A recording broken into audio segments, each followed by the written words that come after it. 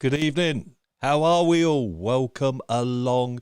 It's Monday night. It's showtime. Yes, it's your fortnightly edition to the hair show. Who we got in?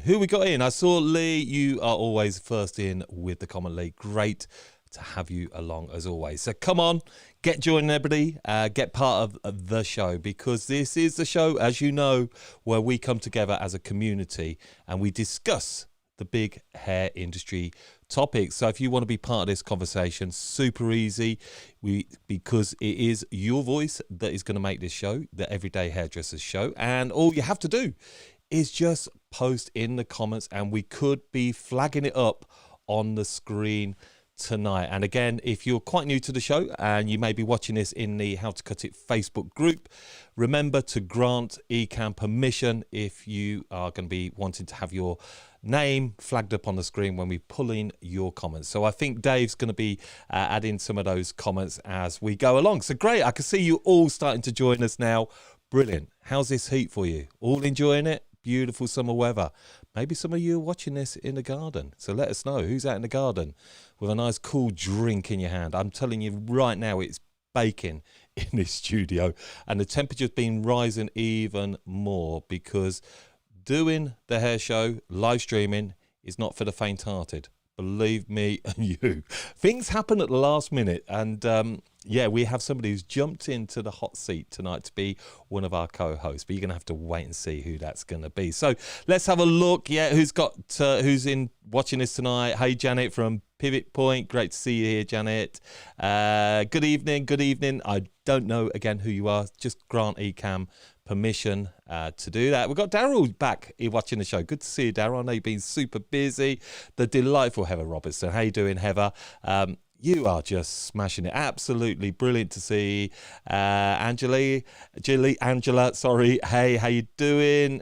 Evangeline, how you going? Nice to see you back along again for the show. We've got Tony. How you doing, Tony? Rossendale, you're coming from. Mandy, good evening, Mandy. Always brilliant to see you along. And Samantha's here. Samantha, who's one of our moderators on platform from How to Cut It. She has been brilliant on there. So where are Mandy? I had new garden furniture today. Whoop! So you chilling out on that, I'm guessing. What you drinking tonight, Lee? I'm in the garden again with a choc ice tonight. No fag with the choc ice, Lee. That's what I need to know.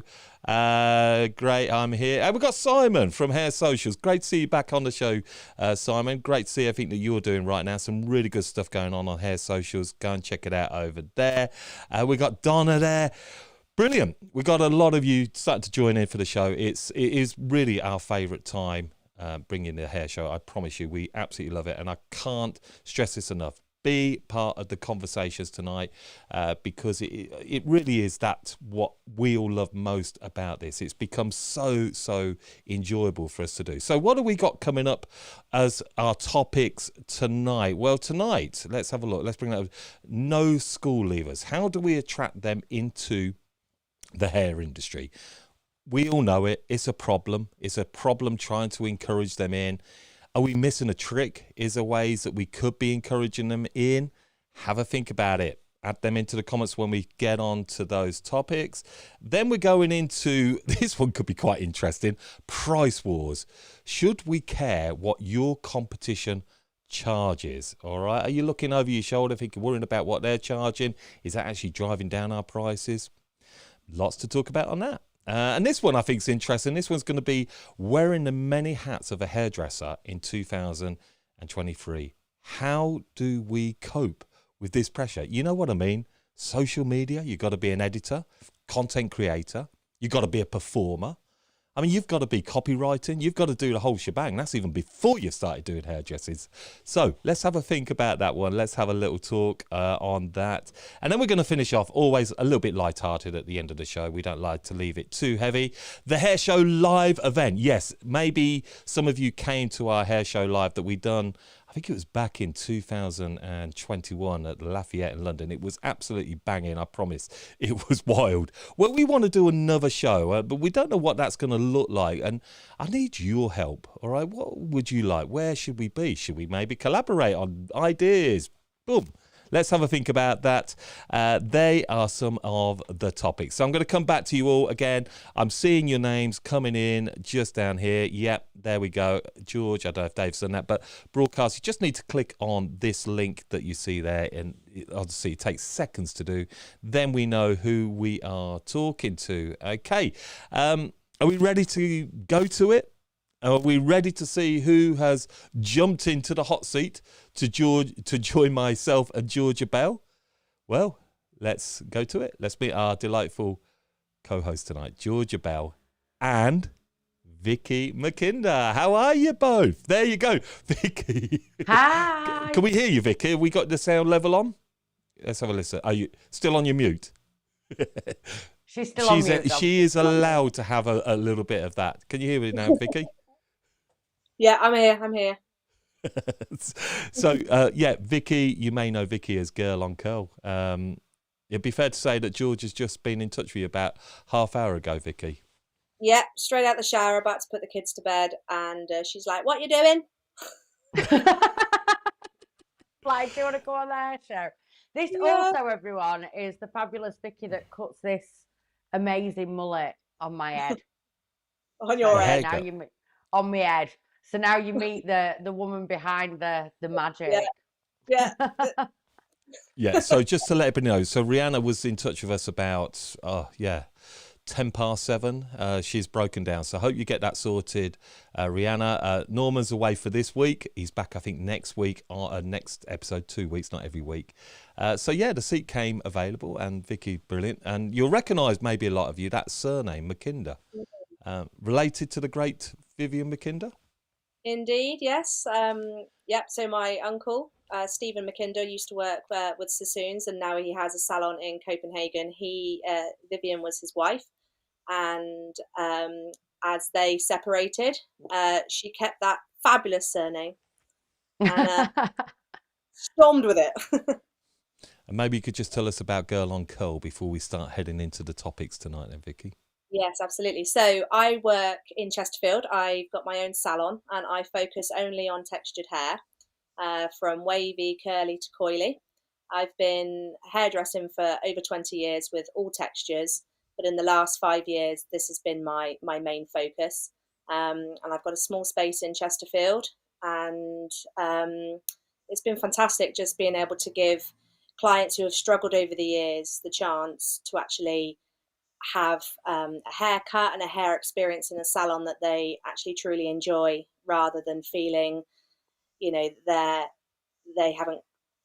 their stylist on that particular time hasn't quite met the bar. So being able to discuss with them what's best for their hair and the product and the styling techniques at home, and to be able to create a better shape for their texture, It's been great. It's been a fab journey, and it's been a real learning curve, and it's a very different approach to what I've always known. But the results have just been fantastic, and clients from age 2 right up to the very end. The Great. very end. The very George, end. how did you get to know Vicky? We got to know each other because you booked some bright colour training with me, didn't you, Yeah, originally? I booked on a colour course with you back in 2019, Yeah. and Yeah. And the rest is history. the Really, rest is we history. We just hit it off completely. And then yeah, I wanted to learn more about textured hair, but we yeah, became friends first, didn't we? yeah, Like, and then we just sort of, we hit it off, didn't we? For sure, and it's been lovely, and you still colour my hair, and obviously when my foils are on, I'm cutting yours. Love that. I that's love it. that So actually. we've got I a good love how thing you going. both sort of coming together and actually help.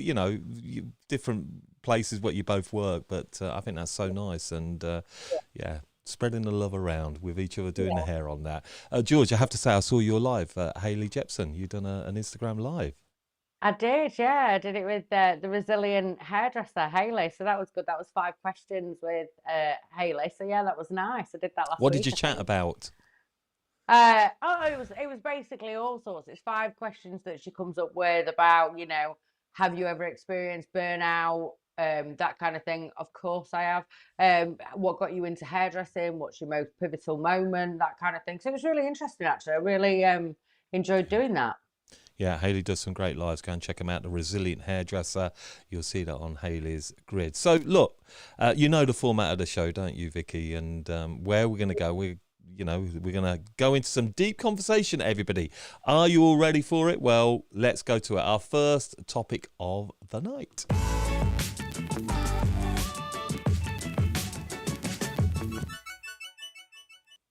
Okay, so yeah, getting school leavers wanting a career in the hair industry. This was actually, say, Rihanna came up with this one, didn't she, George? But it was really sort of based around her inspiration was kind of, are these sort of hair shows that we're seeing on TV, like the Big Blowout and our social media presence that we're seeing, is this doing enough to get school leavers encouraged to maybe take up a career in hairdressing?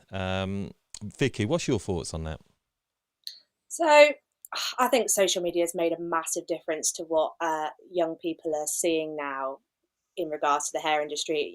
I've been doing it for 20 years now, and my experience from being young was, your small everyday salons. It didn't seem like it was part of the fashion industry. And I felt as prices were rising and names were becoming more known on the high street in towns, not just cities, it just started to show that there was a little bit more fun and creativity behind hairdressing than just going to get short back and sides for the boys or a bob or long blonde hair. So I think we're now, things are so, we can see so much more now online of what you can achieve in hairdressing, what kind of stylist you can be, and it is absolutely everywhere. And I think it's really inspiring to see what this industry can offer school leavers, basically. Do you feel, but do you feel though that they're actually coming in though? I mean, George, there's a lot of people saying they're not coming in. We're like, I what I think agree. you've got to look at how many, school leavers would be interested in, people that are in the hair industry now quite actively, and it is quite a small community of people.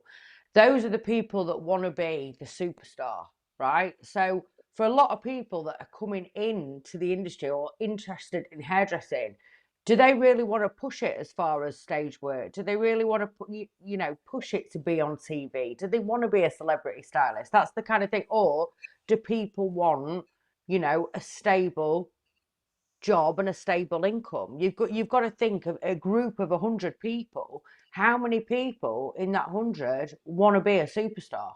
Loads of thousands of people like to watch films, but not everybody wants to be the star in one. Do you know what I mean? But let's just say that we're seeing all this wonderful stuff, as what you're saying, Vicky, and being a superstar, being, that profile.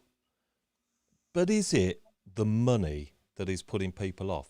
Exactly, that is exactly what I was just thinking. I don't think people are seeing and understanding the financial potential within our industry. Oh yeah, I agree. I think Yeah, there's and huge potential. I think they're still talking to adults who would kind of look down and judge and frown at the choice of being a hairdresser. And I'm 37, and when I left school at 16, I wanted to be a hairdresser. I'd wanted to be a hairdresser for over a decade, and I was being judged by teachers and parents and friends' parents that, oh, maybe you could try and do this, or your GCSE results came in better than we thought, so why don't you go and have a look at A levels? And it was like, well, no, I want to do hairdressing. And so their opinion was that this wasn't going to be a full future for me. Am I going to make a success in this industry? Whereas for me, I just wanted to be a hairdresser. And Sam's just put here, I think it needs to start in school. Not everyone is academic. Creative industries should be encouraged. I agree, but there was wasn't there a time, George, where the Choose Hair campaign? Do you remember this? Is that still a thing? I'm not sure. I know that was run by Emma, wasn't it? But I'm not too sure. Yeah, I'm not too sure if it's still a thing. But I know that there is actively, people that are looking at coming to that age of where they're leaving school. They are pushed into hairdressing, or they can take hairdressing as an option. They can start that a little bit early, which is good. But I think it is. I think there is a perception that it's an easy job, and it's not, is it? And I think that needs to change. Yeah, Ray Palmer. Hey, Ray. She's just sorry there, Vicky. Colleges are down by as much as 50% this year. But colleges, it's a different type of education, college education. And I had a college education, because I wanted to be able to work outside of my hairdressing college hours and earn better money than what I was going to earn in an apprenticeship. Even though I wanted to be good, and I really did want to be good, but I was recommended a college that was 20 miles away from where I lived. I dedicated my time to travel there. I felt like I was getting good hairdressing education, and I was also able to earn money. And then working in salons and having the 16-year-olds turning up and doing their apprenticeships, for me, it felt like this really should be the only way you learn this skill. What, in terms of what, being an apprentice, you mean? Yeah. When I was in college, my teacher made me feel like I was the best thing since sliced bread. I left college thinking I was brilliant. I went straight into a salon, and I was so out of my depth that something that I'd wanted to do for, like I said, 10 years plus made me feel sick and nervous, because I wasn't as good as the 2, 3, 4 members of staff I was working with that were banging out 30-minute cut and blow dries, round brushes, straightening irons, round layers, square layers, graduated bobs. I wasn't as good as them, but I thought I was, but I wasn't. There's a fine line, isn't there, between sort of encouragement and building people up to really to be realistic, I think. And that's the thing, would you have then hated hairdressing if you'd have then, been in college, and college would have said, you're not very good, I'm sure that teacher didn't mean to do that, but that's what I'm saying. There's a fine line, isn't there, between thinking you're brilliant and being realistic about it. Yeah, definitely. And actually, she was right to big me up, because, I did leave college and did think I was great. And then when I worked and realized I was out my depth, I knew I had something, and I knew I still wanted to do it. I just knew I needed better education literally within that first year. I needed to ground the basics, really. So I then went to Sassoons. Do you know what? That's really interesting. You're saying that, Vicky, because today's How to Cut It podcast, I interview Emma Jarvis, who has just launched the Hair Base Finishing School, which is all about 12 months of just developing those things that you walk away from the colleges a little bit under equipped with, and it gets you so much more salon ready. Highly recommend you all go and have a listen to that. I think it's certainly a way forward for our industry, and not only just school leavers. I think we've mentioned this before, haven't we, George, on the show? But we Yeah, should be that's something thinking I've been about thinking about for maturer a long learners time. as That. well. Yeah, Yeah, maturer people that have been people. out of it for a long time, or do you know, just a 100%. course where you can do a banging blow dry, a full head of highlights, well, a balayage, a foliage, you know, something that just covers every aspect. So you can at least say, right, I can do that. This is going to get me by, and Yeah, I'm because going to get there may be six or seven things to a good. a Go lot on, of sorry. mature. Sorry, I'm just jumping in again. That slight delay. That mature person that maybe wants to come back into the industry could be a bit of a solution to maybe filling some of these gaps of salons that haven't got the employed. Maybe they just don't want the self-employed life, and attracting them back in could be a really good solution. And there are people now, sort of 50s, 60s, who still want to keep in the industry, maybe 2 days a week. They're great options, aren't they? Some great hairdressers that are probably just thinking, I need to get back in I there. think that there's potential there. I think there's a potential, you know, for even extending your working hours. You know, if you take a busy mum, for example, that's with the kids during the day, but say on an evening, 6 while 10 or 5 while 10, she wants to go in and do some clients and have a bit of a work life balance. I think it could work really well. Let's have a look. Let's just have a look what some of the comments coming in. So we've got Safi. How you doing, Safi? We got someone coming for work experience next week, but a lot of salons don't offer this anymore. I think this is a gate in to show them what we can offer. Both agree with that? That's a really good point. Yeah. Yeah, I I don't think think. so. I think it is a really good point. I personally had some really bad experiences with work experience. It's not to say that I wouldn't do that anymore, but you know, I can see why a lot of salons have stopped that, because sometimes, unfortunately, and I know this is probably a little bit unfair to say, it can be a little bit more of a hindrance than it can be a help. But I mean, Do there is lots of so schools many. offer work experience still? Is this a thing that most schools do? Yeah, I've heard of it amongst friends and clients. Okay, Yeah, I think Lee. so. I think so. Lee's just put here, I found recent years less young ones asking for work or interested in the industry. The training wage and intense learning, the kids these days can't be asked, I feel. Maybe not all. I think there is, sometimes it's quite easy to generalise and sort of say this sort of Gen Z maybe can't be bothered. I just think that maybe they want a different way of working. Maybe they're lacking Well, confidence. I think the way it is as well, you've got to look at Gen Z and you've got to see, right, the amount of, well, do you spend so much time in an apprenticeship to eventually pull 30 grand a year, or do you get big on TikTok and pull 60 grand by Yeah, sitting but at does home and that making really contact? happen? This whole I think TikTok, it can happen, yeah. I just look. The reality of most people pulling in 60 grand, making a life. I understand that they're attracted to it, but we're going to get real. Even the biggest TikTok names in our industry are not making much money from it. They're probably getting a lot of products sent. They're probably, when you get to your Connors and there's these people, but I think it's a complete utter myth that some of these influencers are making huge amounts of money, and it's sending out the wrong message. Yeah, there's a lot of pressure on them, and as soon as it starts looking like that they're just plugging for adverts and that they need payment for this, or they're a paid ad for that, it's a little bit like clicking the first thing on the top of Google, isn't it, when you search something, and it feels a little bit spammy. But we're all going to have to pay for it now. They're starting to introduce those little ticks, making us feel like it's protecting our account. What they're doing is effectively starting to roll out this model that we're all going to have to be paying for these services soon. So I think it may change the way that we look at our industry. Just saying it, just putting it out there. Yeah, honestly, we've got to stop being so believing that it is the Holy Grail. It's not the Holy Grail. I promise you, it's been great. It's been great for us all. But you're going to have to start looking at different ways to make your way in the industry rather than relying on free social, because they are going to be charging for it all. I promise you. Create good content. Make great content. Yeah.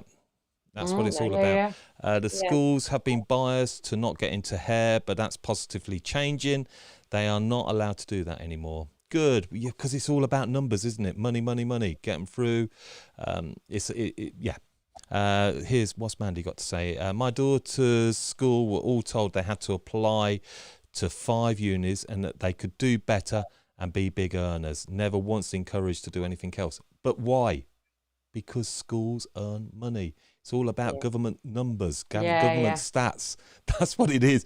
They are Yeah. not bothered about us as an industry. I think we all know that. Evangeline might have to make this one a little bit smaller. We'll go big. Just for some who do get inspired by working with fashion or on TV and film, really are being pushed for hair and makeup qualifications.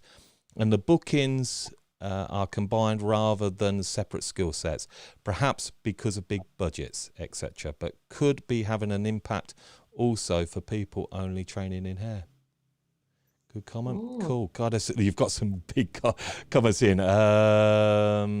What's Sophie got to say here? Sophie B, how you doing? Look, these big messages, I love them. They take up the screen now, don't they? I can't cope with this sometimes narrative that length service equals excellence. Isn't the quality of education key? My apprentices are absolutely flying because they are being fine-tuned from day dot. Personally, I would say I would trust them with my hair more than some with 20 years experience. Wow. Facebook, yeah, I don't know if that is Emma or somebody on Emma's behalf, the Hairbase Academy, THB Academy. Great stuff. Just something I want to pick up, actually, and keep these comments coming in, everybody, because honestly, it is your voice that makes this show, and that's what we really encourage in everything that we do. The barber industry seems to have had a massive entry of people over the last 10 years coming into it. Why do you think that could be, George?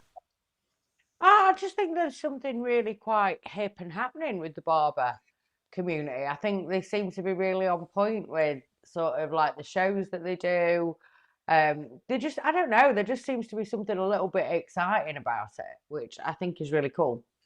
Yeah, is there something we could learn from the barbering industry, Vicky? So I feel like what's happened with the barbering industry, quite obviously, is the way that the salons are styled now.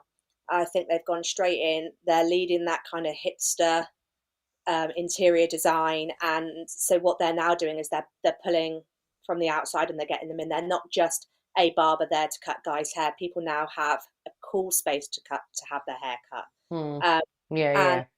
the skill of the barber now, I mean, from your skin fades and tram lines, that the barbers are capable of doing is brilliant, and it's so on trend that actually I couldn't do it. I can cut gents' hair, but I couldn't do the level of work that the barbers are doing, and the boys are wanting to get that particular finish and style now, and the money's going up a little bit for them. I did have a great podcast conversation today with Simon Butcher, Hairground Live. Simon's wicked, super cool, very well spoken on the subject. But he did say, look, the barbering scene is a much quicker process of going training, but there's no accredited education, so they're almost getting trained on YouTube. So I'm not saying we as an industry, that's the last thing we want to do, but I still wonder if it comes back to the training time of our industry. We've got to find a way that this is going to work. I think it's again like sorry George, I got utterly No, blagged off by a barber recently when I took one of our kids to the barbers, and he had a pointed hairline. His fringe does not lay flat unless it's cut short. He wanted the top cut very short. I said, I usually shave that off if you just want to cut it back down shorter. And then if we do that, then it's not going to lay very flat. And what he talked to me about was the exact opposite of what should have been done, because he didn't have the knowledge of that cutting technique, that knowledge of disconnection.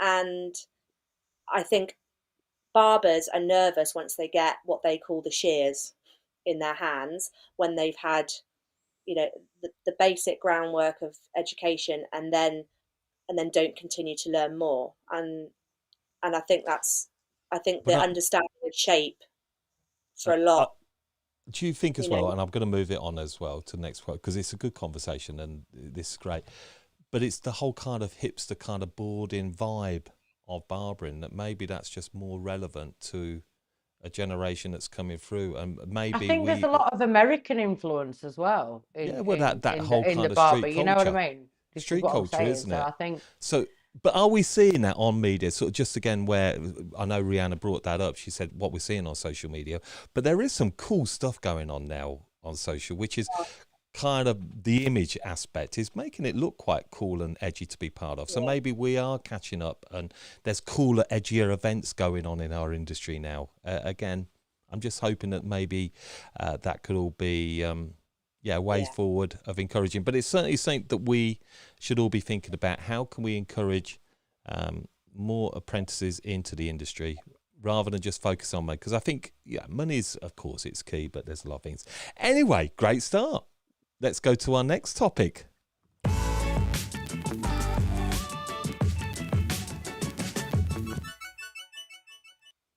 This is good. Right. Okay. How much are you at Price Wars? Over to you, Georgia Bell.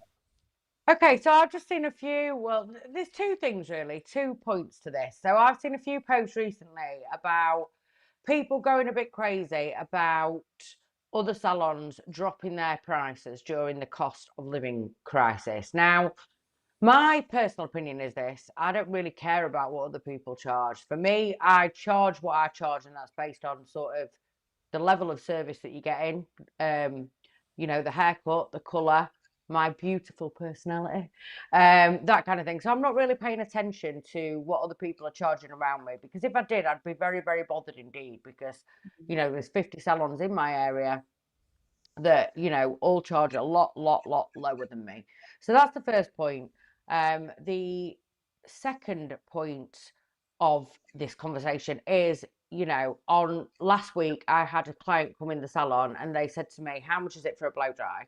And I said, oh, it's 30 quid. And they said, well, how much is it going to be if I get a blow dry every week? And I was like, still 30 quid. Do you know? So it was like almost expecting a discount if Yeah. they value me. I go to Tesco once a week, yeah? Do I get 50% off one week because I go every week? No, I don't. So that was kind of like, that was my sort of point, really. Yeah. So yeah, I mean, I think Vicky is actually a fantastic person to bring in on this conversation, because you have got such an excellent price point in a relatively normal location like myself. Admittedly, Chesterfield's better than Rotherham, but I don't know if you want to talk about that, Vic. So Chesterfield is a town based between Sheffield and Nottingham, half an hour each side. And initially, you kind of feel that you can't go and match those prices up in cities like that. But I offer a service that's, it's a skilled service. There's not many stylists in the UK that do what I do. I've got years of experience behind me. I've invested in my education. I run a small space that costs money. I need, I've got a life, so I need to fund that. And when a client comes to me for a haircut, they're not just coming to me for a haircut that's £110, they're in and they're out. They're coming to me for a service, they get great customer service. We have a laugh, we have a brilliant haircut. I educate them on what they need for their hair. And if I was to turn around after spending 2 hours with that client and charge £55 because the girl 20 miles away is charging 60, that's just not fair. That's not fair on me, and it's not fair on what I've built up. And I just feel it's really important to know your worth. You have to know what you're capable of. And when that client comes to you and says to you, oh, I didn't realize it was £110, I'll leave it. I don't go, they've made a choice not to go to the higher brand. I'm not making them come to me because, that this is their only option, because I'm not their only option. Just like Primark isn't All Saints, and All Saints isn't Gucci. We make a choice. So if I'm out there charging £110 for a haircut, then they're making a choice to inquire whether they want to buy, at a higher level. or Yeah. this. If you want to go to all Saints, go to But all can you Saints. understand that people are nervous if they are? Because, you know, they'll always tell you in your market research that you should be looking at what your competition is offering, just to give you a sort of sense of where we're at. Are you both sort of saying that we should just ignore what they're charging and just focus on our I'm own not saying, prices? listen. I'm not saying ignore what people are charging around you, because I think it's important. But I think, the most important thing is, first, nobody knows what your rent is. Nobody knows your education background. Nobody knows what your outgoings are or your overheads or anything like that.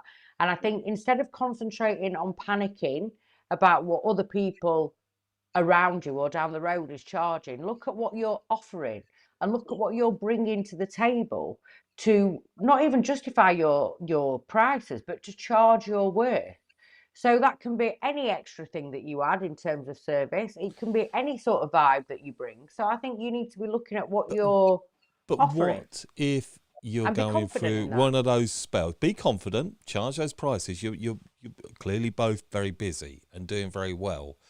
But everybody goes through periods where maybe things aren't quite happening, and you're starting to think, I'm not as busy as I should be, and I'm not able to pay myself and pay for the bills over my head right now. It gets worrying. I mean, surely you would understand. It's very well saying that, but how does somebody deal with that? When they think, what can they do to suddenly keep prices good, but to keep people coming in and thinking, okay, I'm happy coming here at those prices. That's that is a really good point. And I think let's just sort of clear something up. Me and Vicky and yourself, Dom, we've been in hairdressing for a long time, and the pricing structure that you want is not necessarily the one that that we have now. Is certainly not the one that I had when I was 2, 3, 4 years in. I Yeah. use that shit pricing structure in those first couple of years when I was going around doing mobile rounds, when I was Yeah. going around working in bus station charging £7 a cut. I use that pricing structure to get all right, good. How long has it to then taken you charge what I both charge now. to get to where you are? And how long has it taken you, Vicky, to get to that price where you are?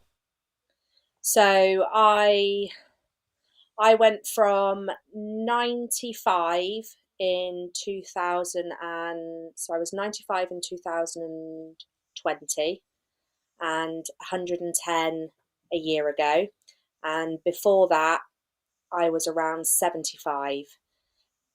That was within the curly, that's within the kind of working with textured hair.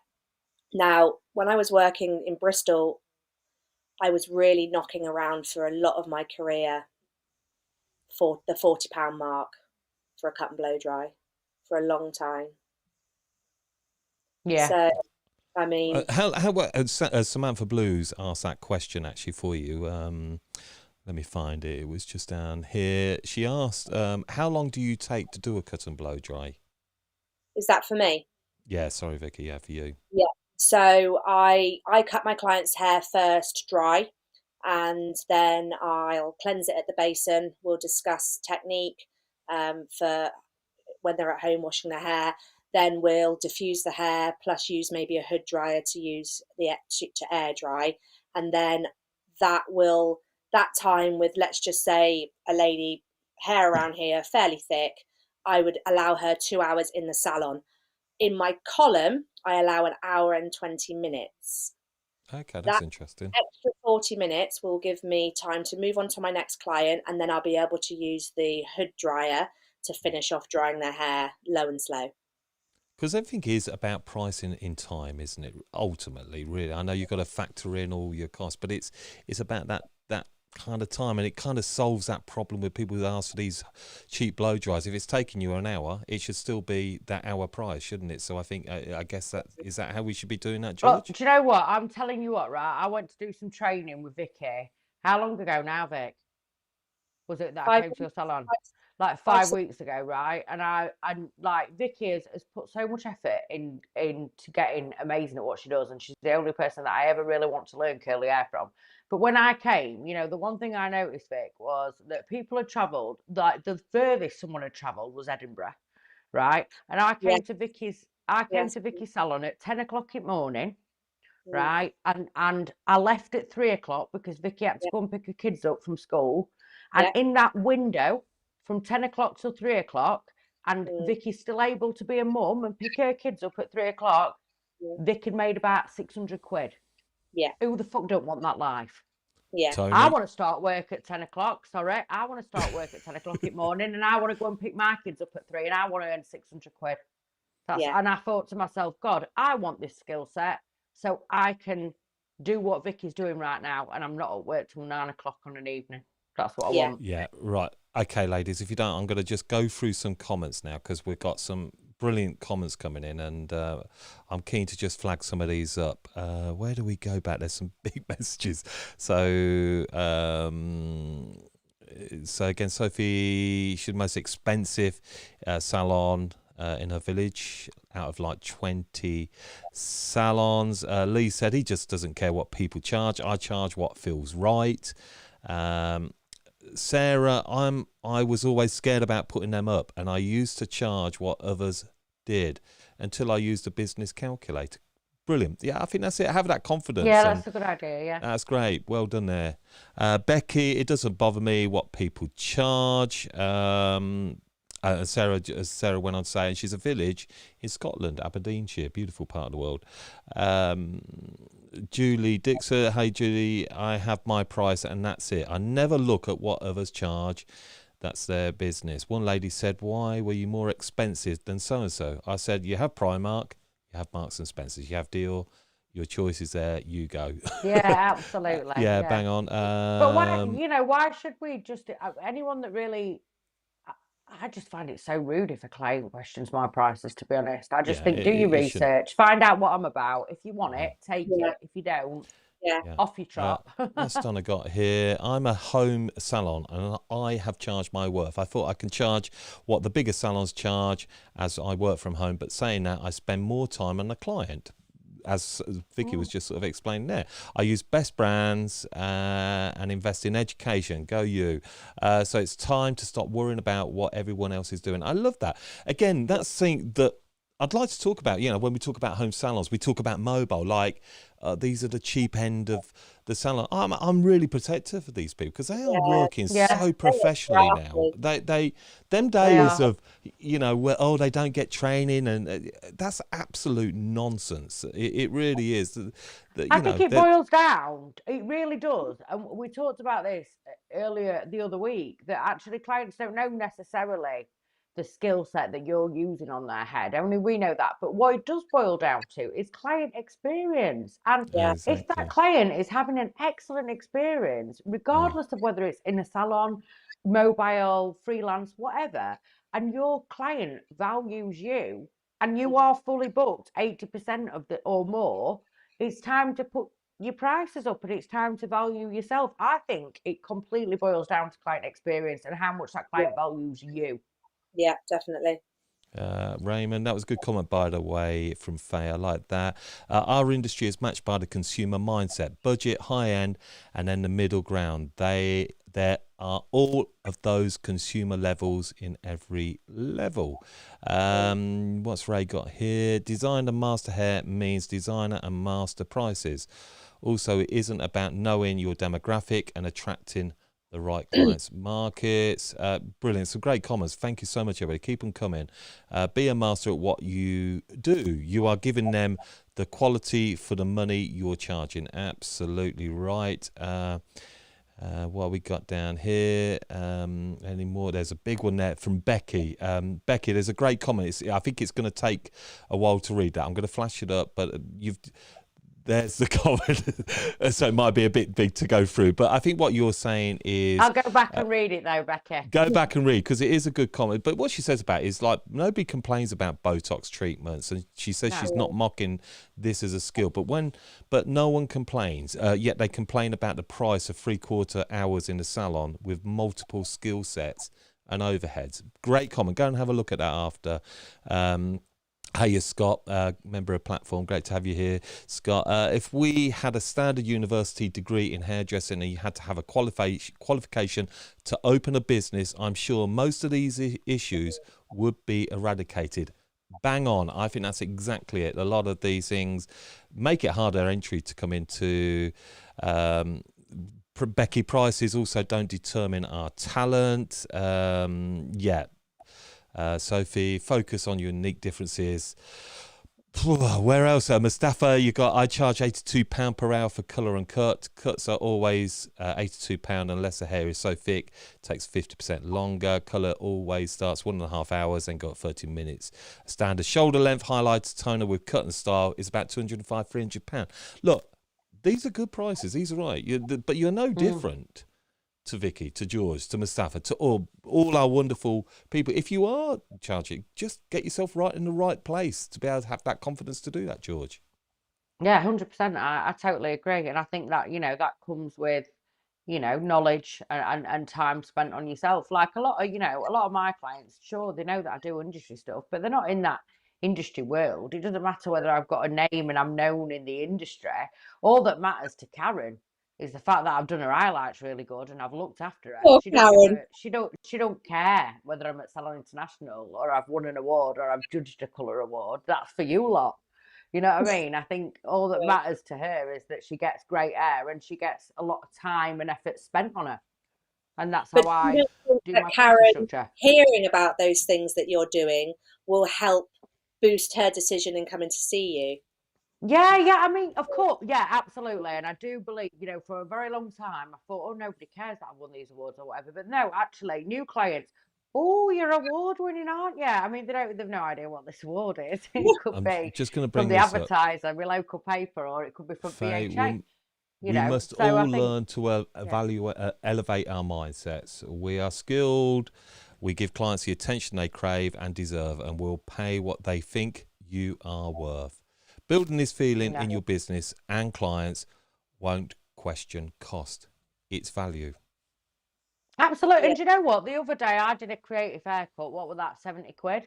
And she tipped me, the lady tipped me the same amount for that I charged for the haircut. So she gave me 140 quid. So I thought, God, I bet it's time to put my prices up.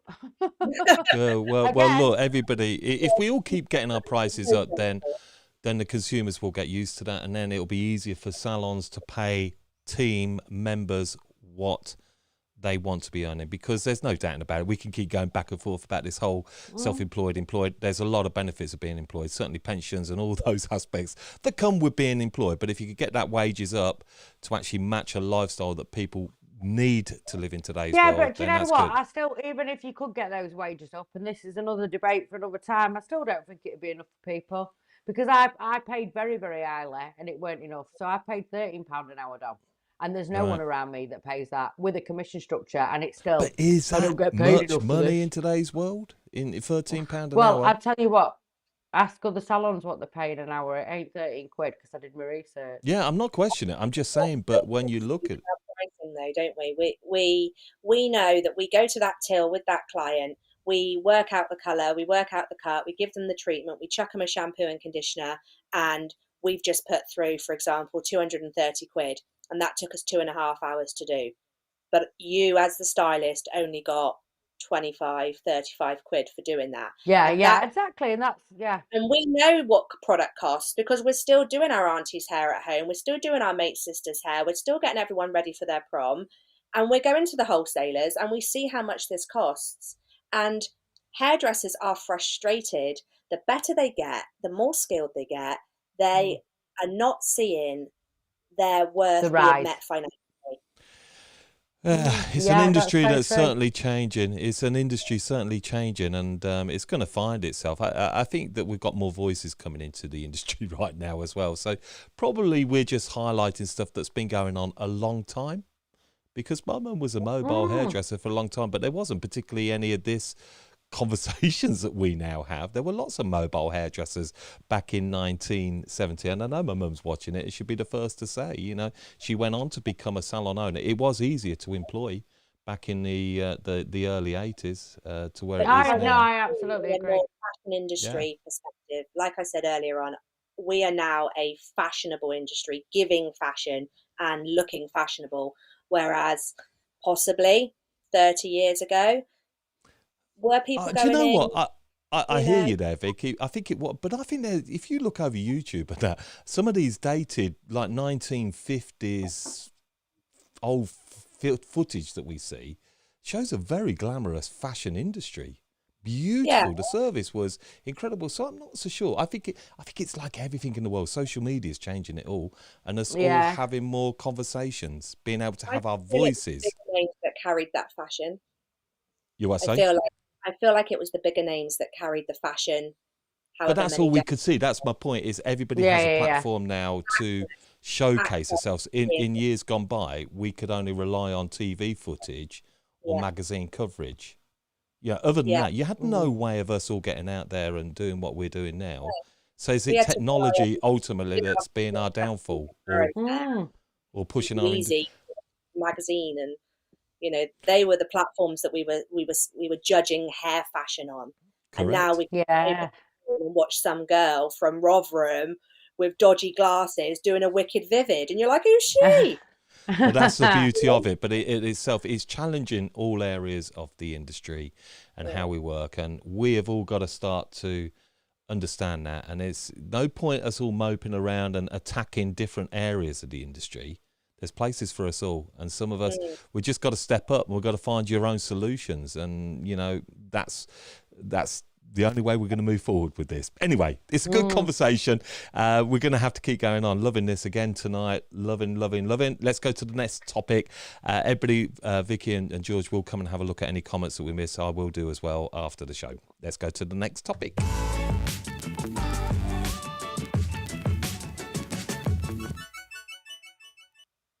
Okay.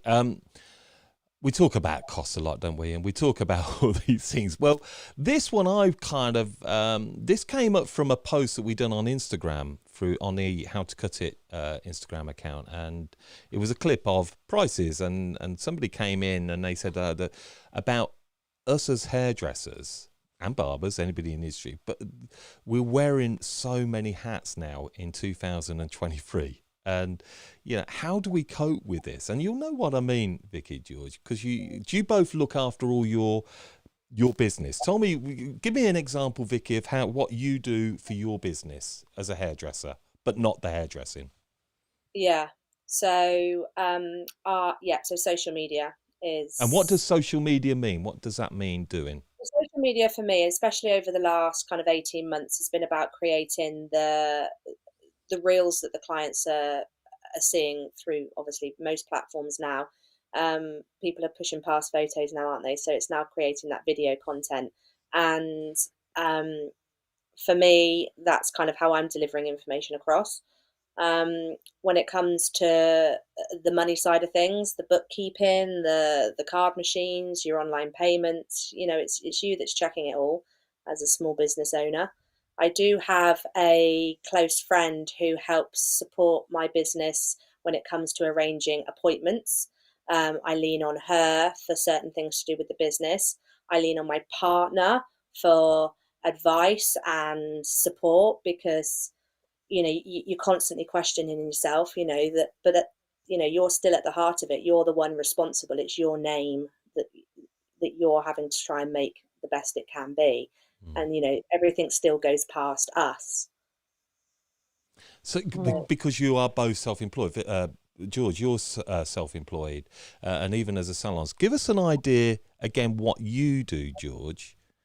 Holy shit! I'm like a one-man band, mate. I do everything. So what does that mean? So we say you do your social media. I think social media for me is extremely time-consuming, and I believe there's a lot of pressure. Me and Dave do the social media, so I'll send him the content. I'll send him the write-ups, but he'll do a lot of the posting for me. I reply to messages. I answer all my calls. I use a company called Mutu, which logs all my calls, but I get back to everybody. Like I said, I book the appointments. I do the stock order. I do everything, but I don't mind that. But yeah, social takes me a long time. What about, so are you having to learn as you go, the pair of you, with all these jobs? So like if you go back 5-6 years ago, creating a video and editing, would you have had much idea on that? No. It was a mishmash, isn't it? And if you all go back to your, you go back to those first videos you posted, I mean, shit show. Yeah. you know. Yeah, and do you know what's even a bigger shit show? That 5 or 6 years ago I thought it were banging, and now and now I look at it and I'm like, whoa. So do you set up schedules for your social media posts? Oh, I can't I cope with don't. that. No, it's too Right. overwhelming. So that No. in itself is too much. How Yeah. much time would it create? So like, let's say one 30-second reel TikTok post, Vicky, video from creation to end product, copywriting, because you've got to Yeah. put that in, title. How much time would that take up of your day? Or So at least 90 minutes to create one video, advertising. My next month's dates are available, and the content in the video is a before and after transformation, of which I'm working on the music, the transition, the spacing of the writing, the hashtags, the comments. That if it's going on TikTok, then it's going to sit right there. If it's going on Instagram, it's going to cut them in a square. it's exhausting just listening to it. Yeah. It It's is just exhausting, but I also wouldn't use another. I wouldn't. I mean, I know there are companies available or people available to do it for you, but I am a massive control freak, and I don't like anybody else doing Yeah. it by myself because nobody's got my voice. But I also don't get like obsessed by algorithm shit like that. I just think, do you know what? I've managed to get by all right. Just Mm, just posting what I want, and if people like it, that's cool. mm, My Mm. audience has changed over the time as well. You know what I mean? Like when I originally started out doing my social media, it really was just to push education. And then I employed a team of people, and then I had to get behind the chair again to build up all those clients. Then it became more client focused. And I'm just trying to find a balance between promoting my education again, as well as keeping clients interested in what I'm doing and keeping busy. It's so hard to do that. yeah. And obviously there's marketing department. You've got to be marketing department as well. You know, how much are you planning out your marketing, promotion, business, concept, as well as learning, education. It's But I tell you what delivering it your has own done. education. There are so many factors. And actually, how much time do you spend then keeping on other people's content that's going into social? Truth. Do you I don't actually pay any attention to other people, so that's bad, No. isn't it? So you won't I scroll don't. down your feed, George? Not very rarely, very rarely. But it looks like I'm watching you, but usually it's Dave. That's so bad. I can't believe I've I admitted that. worked out of this, Dave, a long time ago. But Dave I is. very rarely Yeah. scroll. Vicky, do you scroll down and actually look at what people are doing and creating? Yeah. Yeah, I do. You're quite Because interested. yeah, because it's about trends, and it's about if you're looking at their numbers and their likes, and you can see that there's something about their video that was engaging. Can I pull from that and make it work for my video, or the way, or my part of my industry? My social media is very different to any other stylist in the UK that does textured hairdressing, and that is reviewed back to me quite often. So I kind of think at times, do I need to be leaning more towards what they're doing? But actually, the comments that are coming to me are still kind of quite positive. But I'm still looking at what other people are doing, but it's not capturing me necessarily. Yeah, or What? when I do look at what other people are doing, it's kind of it cringes me out a bit. So I just want to be. That's so bad, isn't it? Why does Cringes it me cringe out. you out?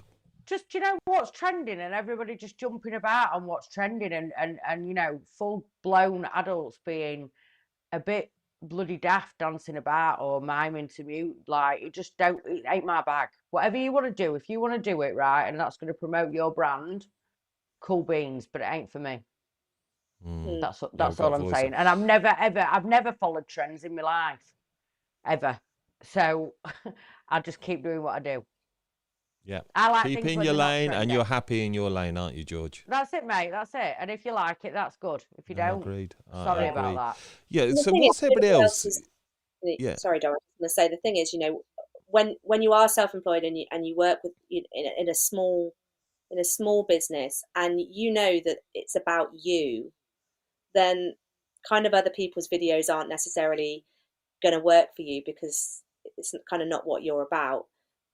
But I still think it's interesting to see kind of where it's going. And if we weren't scrolling and looking, then, did we then leap a bit too late to making reels, or were we still posting pictures when everyone was making videos because we didn't quite click on?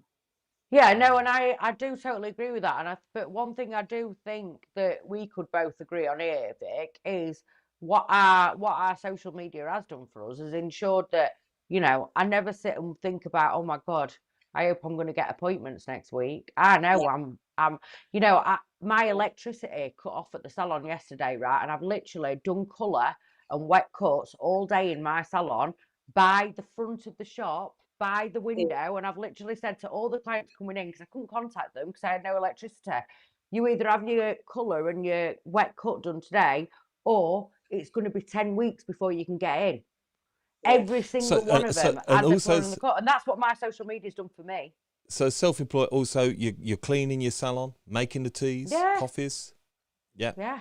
End of week wash, washing the towels. Is this life as a solo? Yeah, but you get used to it. That's what I mean. I'm just interested in finding out what we're doing. All the umbrellas. So we're now cleaners. We're having to do that. We're going to the wholesalers. Yeah, or ordering online. I think we can only do as much as we can now. George, you've got an assistant, haven't you? What? Yeah. So she's your backbone. She's the person who's just making sure that that you're running to times, that she's learning from you, that she's able to keep things kind of tidy. But I'm very, very But I'm very, very conscious as well. I think before, and I think this is where, for me, where my relationship with my assistant stylist has changed, is I think before when we were learning, people relied on assistants for like absolutely everything, whereas now I try and do as well. So it's not just like, Julia, go shampoo that. Julia, wipe that side down. Well, she sees me shampooing. She sees me, wiping sides down. She sees me sweeping floor, and that's the way it should be. Because I think if you're going to get them on board, it's about equality, isn't it? Will you burn out though? All these hats that you're both describing. Life's busy. Do you think you're going to burn out, Vicky? Oh, you have to check in with yourself. You have to make sure that that you haven't pushed yourself too far, that you're not too overwhelmed, that you're not being forced down by all the pressures on you, and to see how you can kind of bring it back without it costing you financially. Are you offering too much? Are you doing too much? Is that affecting the quality of your work? You have to just check in. You have to check in with yourself. And it's like us all running our own coffee shops here. And we're doing everything in that coffee shop. You're making the coffee, you're washing, you're cleaning the tables. That's the equivalent of what we as independent stylists are doing. The salon owners have got that team, I guess, that's maybe helping. I think it's really interesting. Did we sign up for this when we became hairdressers?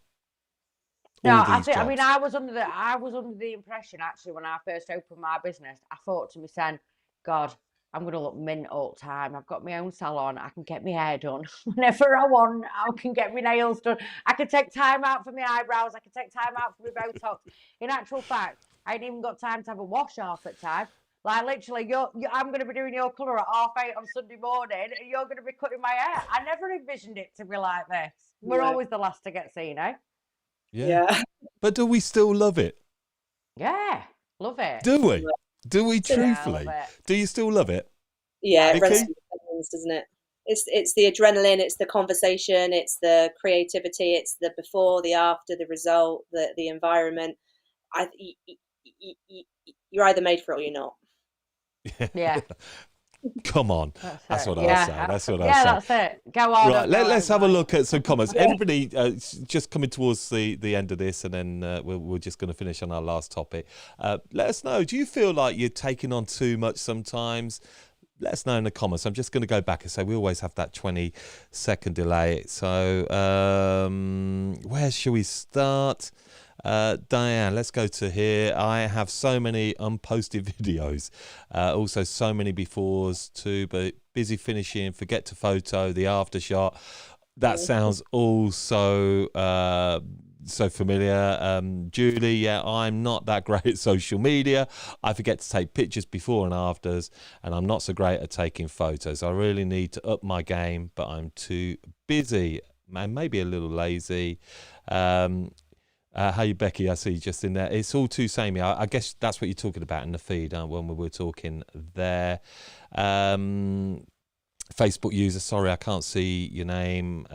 If it starts to affect me negatively, as in comparing myself, I unfollow or I just stop for a while. Yeah, good. Comparing, I think that was a topic we spoke about in the past, wasn't it?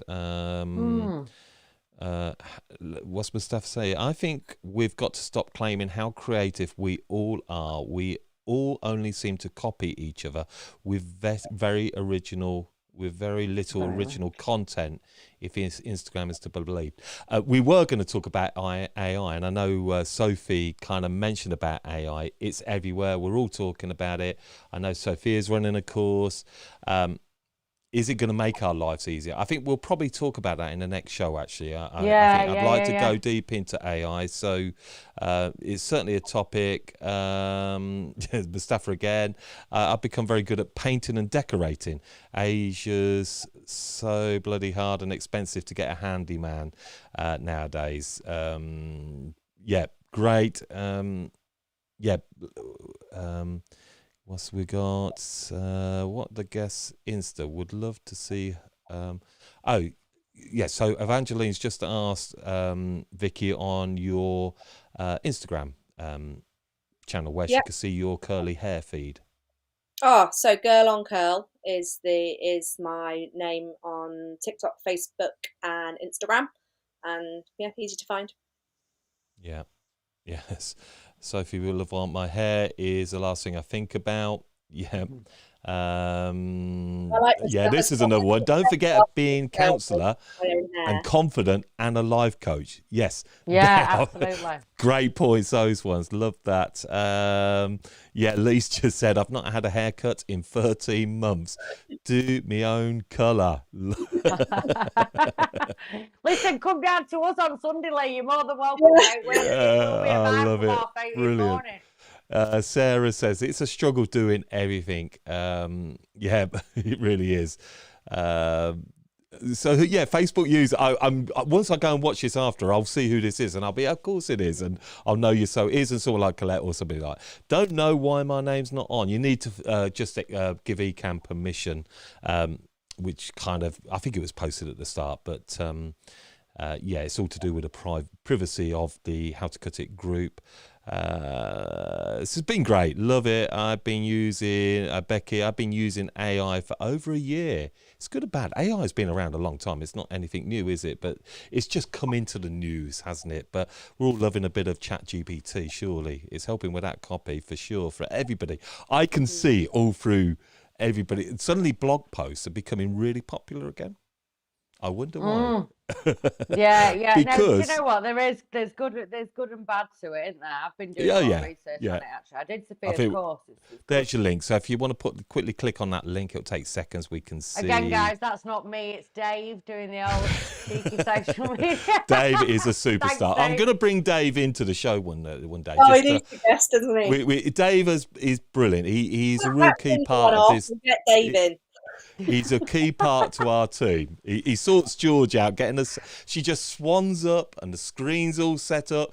Dave, it's not working us out, and in he comes. Honestly, he's absolutely brilliant. So he is full respect to Dave. Dave's back. Yeah, right. Okay, this could be the last one. Quickie. Let's go to the last thing I want to.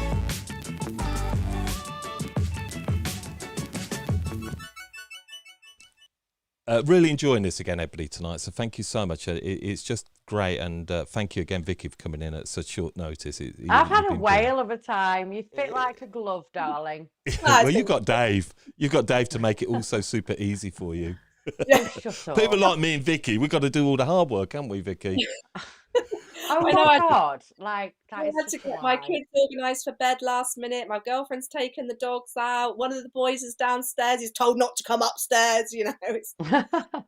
Honestly, the real lives of all these glamorous social media and grids that we see. There's completely different lives away from all this. But Absolutely. look, this one, the hair show live event ideas time. This just really triggered me because I like to just finish the hair show. I just think a bit lighter, and it came about because George kind of put the seed in. I know we've been talking about doing the hair show, haven't we, George? Doing a live event of some kind because. I don't know about many of you watching, but there's a few of you, I think, watching it tonight that came to the hair show live that we done at the Lafayette with Sophia Hilton. Yeah, 2021, I think it was, wasn't it? It was just after COVID. We had about 400 people come. It was mental, but honestly, such a brilliant event. Now, I'm not saying we do anything of this size. I think I'd like it a little bit more intimate. You were saying around Salon International weekend again, George. Is that a possible, idea for everybody, for yourself? Yeah, I mean, it's a possible idea for me, definitely. Yeah, and maybe not something quite as large a scale, but I did really enjoy it, and I'd like to do it again. Yeah, I've just seen some of the names because I know they were there. Becky brought her team along. Yes, it was fantastic. Yes, that would be great. Loved it. Claire Jones, Janet. Yes, Janet, you supported it with Pivot Point, and so we had that. Bring it to Rotherham. Keep it local. Listen, Heather mate, and I Robertson don't want was to be there, taking for it sure. to Rotherham. You'll never get out alive. Well, yeah, I think that's what we'd like to do, and I think it would be fun to hear, the comments of this because, I know we've obviously launched and unlocking the doors now to platform, and we've got some great stuff that's going to be happening. I think maybe what we'll do, Dom, because obviously you guys that are watching and are hearing this, hopefully you'll be the guest there. So maybe we should put it into something like the How to Cut It community or into platform and maybe bounce some ideas about, because it's, important that everybody has a good time and a bit of an opinion on it, I'd like to isn't it? maybe, even if we take this on a little bit of a tour, maybe Janet, Pivot Point, maybe you could support the show. A tour de Breton. I think we, a little support, rock up in some nice little venues, get the chat show going, bring all our what did you just say, George? I missed that. No, I just said a tour de Breton in a really shit French accent, and Vicky started laughing at me, and I then laughed because we're just childish. Yeah, I love it. Well, that suits us fine. So I reckon we will do something of that kind. I think maybe just do a little bit of a tour, maybe, and certainly maybe Salon International. I'd love to do it. So George, good idea.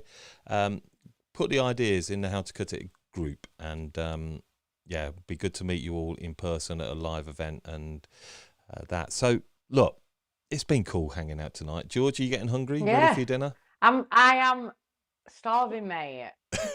But It's been great. Another 10 minutes? Exactly. We got Visit Scotland. Yeah, that's it. Yes, tour, please. Yes, tour bus. Oh, you can't beat a tour bus. Yes, do it, Hayley, on YouTube. We are. We're definitely going to sit down and plan sync out and do that. But look, great show tonight. Great conversations. George, I'm sure you like me. It's been great. Vicky, what can we say? Everybody, come on, show some love hearts for Vicky for stepping in. And go and follow Girl on Curl. Everybody that's watching, not physically, but online. Yeah, not physically. Awesome education and awesome content.